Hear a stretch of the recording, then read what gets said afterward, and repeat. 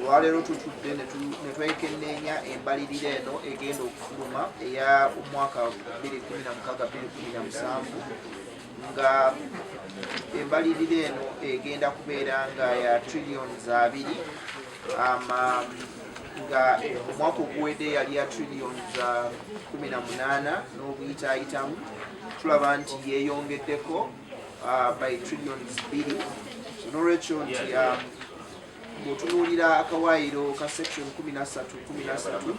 mu tteeka lye tutambulirako erigezaako okulaba nga liteekateeka ebyensimbi, minisita ow'ebyensimbi alina enkizo okulaba nti nga 15 omwezi ogwokusatu atwala budget eri palamenti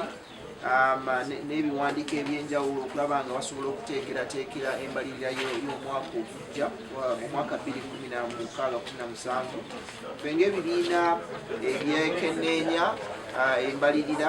n'okugezaawo okulaba nti abantu babulijjo baganyulwamu mu mbalirira eno tusobodde okunokolayo ensonga zetusuubira nti gavumenti ekoze bulungi okugeza tusanyuse nnyo olw'ekikola kya gavumenti okulaba nti abakyala ebateereddewo ssente kumpi obuwumbi 53. Twebaza gavumenti okulaba nti esobodde okuteeka ensimbi mu kusasula okwongera emisaala gy'abasomesa obuwumbi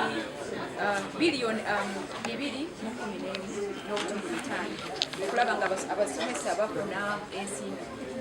zeeyongezeka. Twegasse wamu n'amaloboozi amalala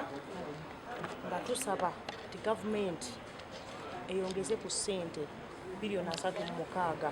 ziteekebwewo omukurikulutinga abasawo abiruka byonna kubanga wetwogerera mu Uganda health sector tubuzamu badokita, banaasi, bamidwife, bapharmacists abantu 3,542.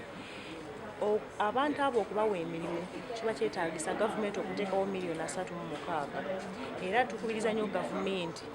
nti esente ezo ziteekewo abasawo baweebwe emirimu batandika okukola emirimu kubanga wetuyimiridde kati abantu bagenda mu malwaliro ne bafa lwakubanga nti abajjanjabi tebamala.